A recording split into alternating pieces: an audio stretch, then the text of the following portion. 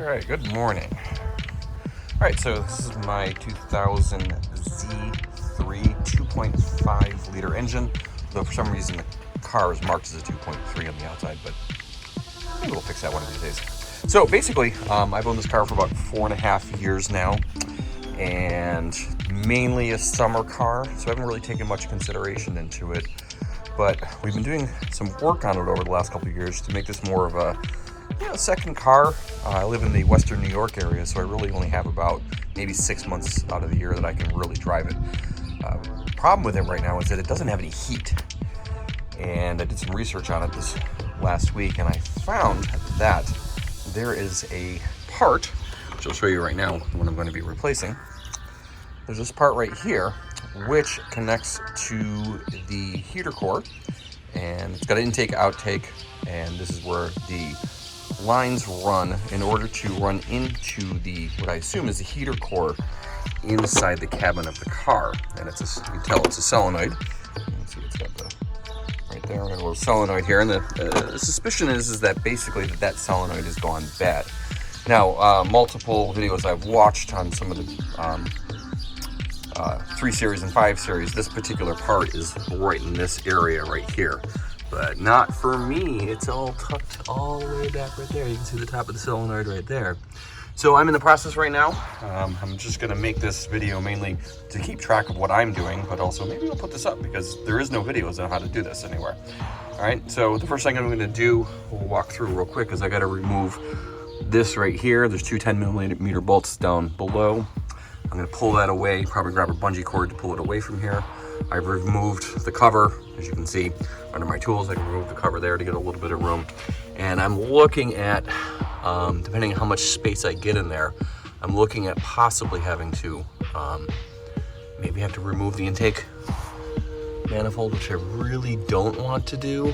But if we have to do it, I guess we're gonna have to do it.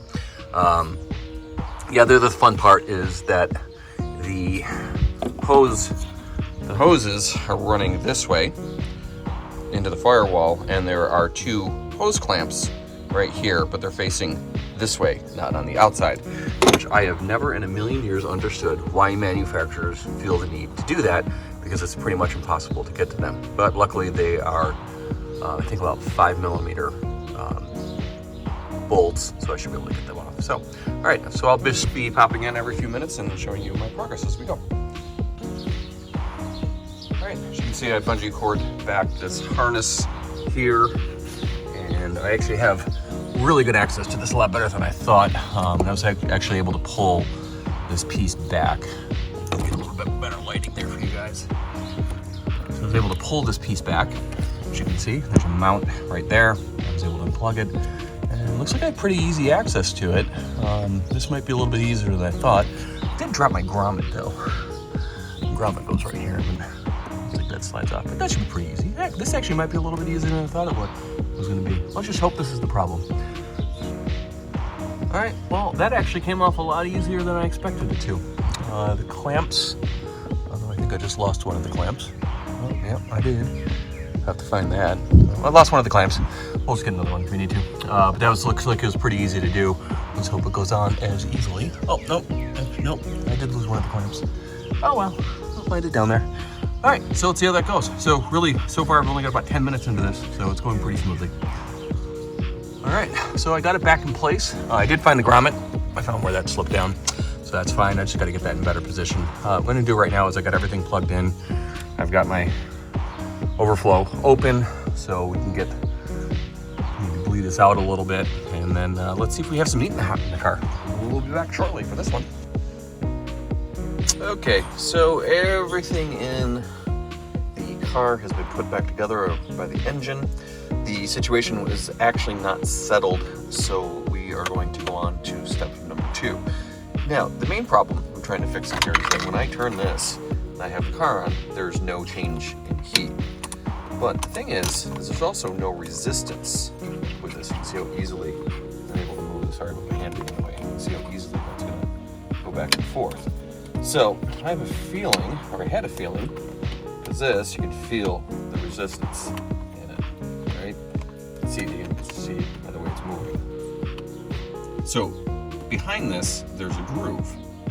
And that groove, there's a pin that sits in there, and that pin connects to an arm that moves back and forth this way. So you're turning this way, and it moves it back and forth this way and this way. What that does, that arm actually is what controls the temperature.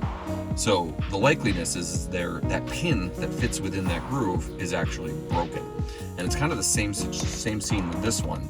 It's the same thing. This moves back and forth, and it moves this arm back and forth, which then sets the vents, moves the vents back and forth in here in order to change where the heat's coming from. So that's a lot to tell you that it didn't fix it, but there is a plan, and I will probably put a link in the video for what I found, but I also might make a video very similar to what I did for this. So hopefully at some point we will have heat. So next is actually going to be the rear shocks and sway bar links. Looks like a pretty easy job to do. I was quoted almost $700 to get the work done. I think that's a little much for this type of work, considering it's probably about an hour and a half to 2 hours. Let's say 2 hours to get it all done. So let's see what happens. That'll be next though.